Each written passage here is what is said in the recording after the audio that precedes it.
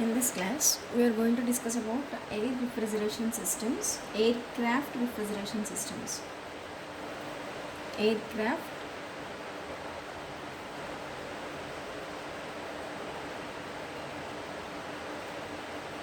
refrigeration systems. Okay, so before going to know that, you have to know some points here. So what's the main purpose of the air refrigeration systems is here the main requirement of this one is here it should need some compactness. Need of compactness అంటే ఎంత తక్కువ స్పేస్లో ఎంత తక్కువ టైంలో ఎంత ఎక్కువ refrigeration ఎఫెక్ట్ని మనం ప్రొవైడ్ చేయగలం అనేది ఒక పాయింట్ అండి. సో నెక్స్ట్ వచ్చేసరికి హై కెపాసిటీ ఉండాలి. So another one is high capacity. All these are the requirements.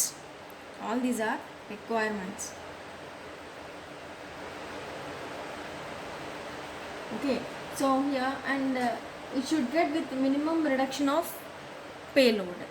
Minimum reduction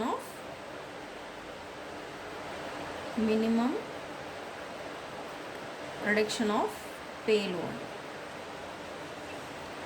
Okay, so these are the requirements. And again here generally air క్రాఫ్ట్స్లో మనం refrigeration system use చేయాలి అంటే we have to carry the refrigerators or refrigeration system to the higher altitudes. అంటే మనం earth నుంచి higher ఆల్టిట్యూడ్స్కి air craft వరకు మనం ఎక్కువ ఈ ఎనర్జీని మనం పైకి ట్రాన్స్ఫర్ చేయాలి, హెవీ లోడ్ని మనం పైకి ట్రాన్స్ఫర్ చేయాలి కాబట్టి సో దానికి కూడా మనం లోడ్ ఎక్కువ క్యారీ చేయాల్సిన కేసు రావచ్చు. So here the another one is ఇక్కడ వచ్చిన లిమిటేషన్ మనకు వచ్చిన చిన్న ప్రాబ్లం ఏంటంటే there is a need to transport refrigeration systems to the higher altitudes. So higher altitudes ki manam danni transport చేయాల్సి వస్తుంది. సో ట్రాన్స్పోర్ట్ చేయడానికి సో జనరల్గా మనకి ఏం అవసరం అండి ఇక్కడ here the weight is considered. So amount of weight to be carried is very important point. So ఎంత వెయిట్ని మనం పైకి ట్రాన్స్పోర్ట్ చేస్తున్నాం అన్న దాన్ని బట్టి ఎంత లోడ్ పడుతుందో అన్న దాన్ని బట్టి సో ఆ రిఫ్రిజరేషన్ సిస్టమ్ మీద ఎక్కువ లోడ్ పడిందంటే ఆటోమేటిక్గా మనకి దాని నుంచి వచ్చే రిఫ్రిజరేషన్ ఎఫెక్ట్ అనేది రెడ్యూస్ అవుతుంది. సో ఈ నీడ్స్ అన్నిటిని మనం కన్సిడర్ చేసుకుంటూ అసలు ఎయిర్ క్రాఫ్ట్ రిఫ్రిజరేషన్ సిస్టమ్ని ఎలా అడ్వాన్స్ చేస్తున్నారు, ఎలా యూజ్ చేసుకుంటున్నారు అంటే here another requirement is here the cooling demands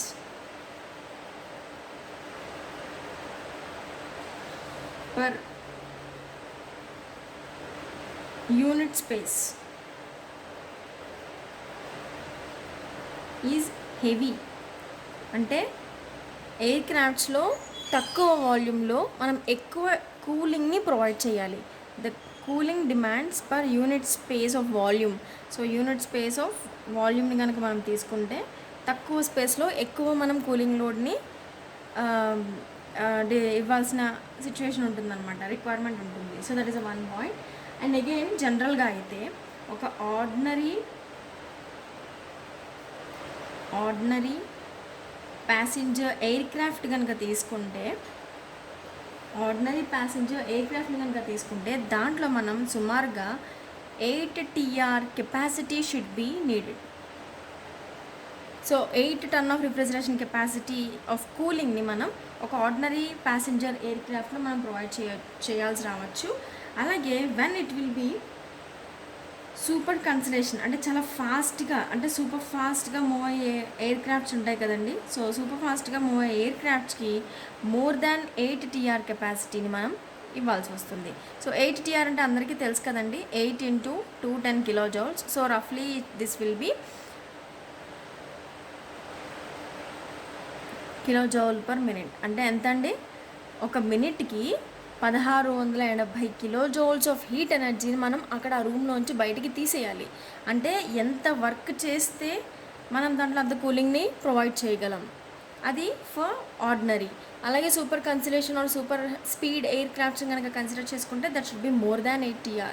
means ఒక నిమిషానికి ఇన్ని kilojoules ఆఫ్ హీట్ ఎనర్జీ మనం అక్కడ రిమూవ్ చేయాలి అంటే దాన్ని బట్టి మనం అంత అక్కడ ఎంత రిఫ్రిజరేషన్ ఎఫెక్ట్ ఉంటుంది అనేది మనం ఎస్టిమేట్ చేయొచ్చు. సో జనరల్గా దీనికి ఇంకో చిన్న ఎగ్జాంపుల్ కనుక తీసుకుంటే, so if the jet which is traveling at about speed of 950 kmph. If a jet which is traveling at about 950 kmph, so that should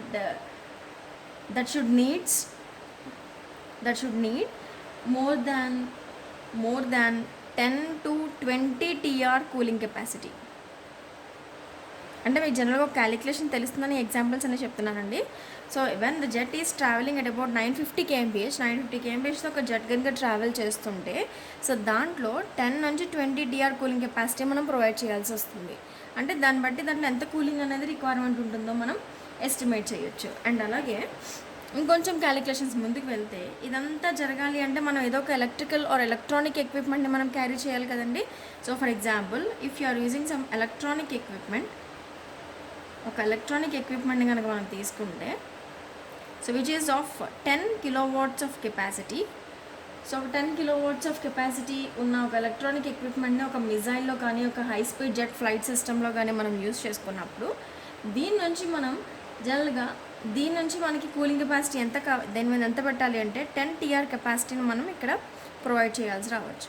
so 10 capacity అంటే ఇప్పుడు మీకు అర్థమవుతుంది కదండి. So when you're using a electronic equipment, ఇప్పుడు రూమ్లో రకరకాల equipments ఎక్కువ ఉన్నాయనుకోండి, ఆ రూమ్లో ఇంకొంచెం ఎక్కువ హీట్ని మనం కూలింగ్ని ప్రొవైడ్ చేయాల్సిన ఇష్యూ రావచ్చు. సో దానికోసం అంటే 10 kilowatts ఆఫ్ ఎలక్ట్రానిక్ ఎక్విప్మెంట్ని కనుక మనం రూమ్లో పెడితే అడిషనల్గా 3 TR కెపాసిటీని మనం రూమ్లో ప్రొవైడ్ చేయాల్సి రావచ్చు. అంటే ఇప్పుడు ఒక ఎయిర్ క్రాఫ్ట్లో మనం ఒక రిఫ్రిజరేషన్ సిస్టమ్ని తీసుకురావాలి అంటే ఈ పాయింట్స్ అన్నింటినీ కన్సిడర్ చేసుకుంటాం. So what is the speed of the air craft అనేది ఫస్ట్ పాయింట్. నెక్స్ట్ వచ్చేసరికి అది ఎంత స్పీడ్తో మూవ్ అవుతుంది, దానికి ఎంత రిక్వైర్మెంట్ ఉంటుంది. నెక్స్ట్ అలాగే అది ఎంత హయ్యర్ ఆల్టిట్యూడ్స్లో, ఎంత హై టెంపరేచర్స్లో పైకి మూవ్ అవుతుంది. నెక్స్ట్ అలాగే ఎలక్ట్రానిక్ ఎక్విప్మెంట్స్ ఏమైనా యూజ్ చేస్తున్నామా, ఎలక్ట్రానిక్ ఎక్విప్మెంట్స్ యూజ్ చేస్తుంటే దాని కెపాసిటీ ఎంత, అలాంటి కెపాసిటీ ఆఫ్ ఎలక్ట్రానిక్ ఎక్విప్మెంట్ ఉన్నప్పుడు మనం ఎంత కూలింగ్ కెపాసిటీని లోపల ప్రొవైడ్ చేయాలి. సో ఇలాంటి అన్ని పాయింట్స్ని మనం కన్సిడర్ చేసుకుని ఆ రిక్వైర్మెంట్స్ అనేది కన్సిడర్ చేసి దెన్ ఎయిర్ క్రాఫ్ట్ సిస్టమ్ని మనం ఇక్కడ డిజైన్ చేసుకుంటున్నాం అనమాట. సో వాట్ ఎవర్ మేబీ ఈ కన్సిడరేషన్స్ అన్న ఒకటైతే, సో ఫైనల్ పాయింట్ ఏంటి అంటే higher ఆల్టిట్యూడ్స్లో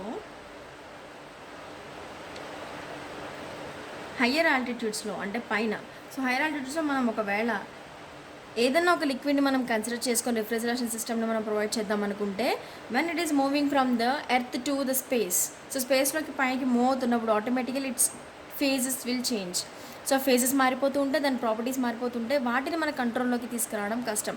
so that's why at the higher altitudes the air is having a very good desirable properties to give the required air craft refrigeration system for the air craft system.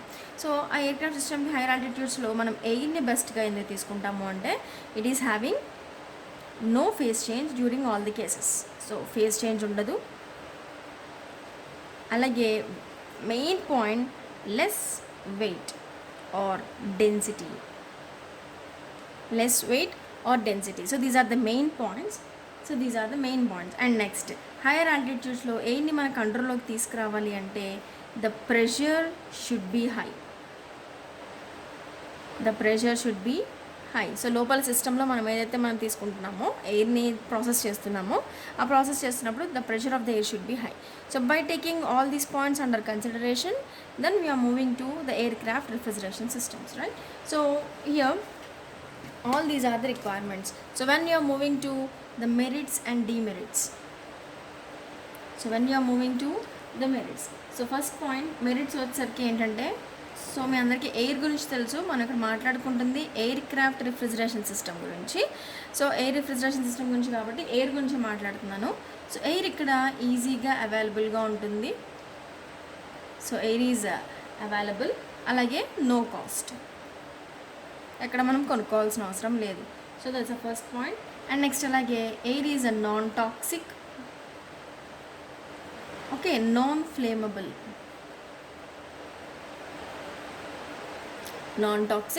non-flammable. And the next is leakage is very small. Leakage problem అనేది తక్కువ ఉంటుందండి. So ఒకవేళ leakage అయినా దాన్ని consider చేయక్కర్లా. If there is a leakage problem or no leakage problem, that is tolerable, పట్టించుకోక్కర్లేదు. So next fourth one, so here it is having a less weight per ton of refrigeration. తక్కువ weight ఉంటుందండి ఎయిర్కి, ఒక టన్ of రిఫ్రిజరేషన్కి తక్కువ wait మనం తీసుకోవచ్చు కాబట్టి. So that is another advantage. ఇంకా అలాగే so these are the main points and the last one is, ఇందాక లాస్ట్ నుంచి మీ క్లాసెస్లో చెప్తున్నానండి. సో మనం ఒక రూమ్లో కూలింగ్ని ప్రొవైడ్ చేయాలి అంటే ఎయిదర్ కూలింగ్ ఎయిర్నన్నా లోపలికి పంపాలి, లేకపోతే కూలింగ్ లిక్విడ్స్ని కానీ స్ప్రేస్ కానీ లోపలికి పంపించాలి. సో ఇక్కడ మనం ఎయిర్ రిఫ్రిజరేషన్ సిస్టంలో డైరెక్ట్గా చిల్డ్ ఎయిర్నే వాడుతున్నాం కాబట్టి, so chilled air can be use directly. So there is no need to use other fluids. వేరే ఫ్లూయిడ్స్ మనం ఇక్కడ యూజ్ చేయాల్సిన అవసరం లేదు హీట్ ట్రాన్స్ఫర్ కోసం. కాబట్టి డైరెక్ట్గా మనం చిల్డ్ ఎయిర్ని డైరెక్ట్గా మనం స్పేస్లోకి రిలీజ్ చేసేస్తున్నాం. So these are the merit points. And when moving to the demerits. So when moving to demerits వచ్చరికి the main point is the complete system air refrigeration system is having low COP. So తక్కువ performance ఉంటుందండి. By taking all these merits this can be considered. Okay, so low COP ఉంటుంది, తక్కువ performance ఉంటుంది. And ఇక్కడికి వచ్చేసరికి ఏంటంటే ప్రతి సైకిల్కి large amount of air should B circulated.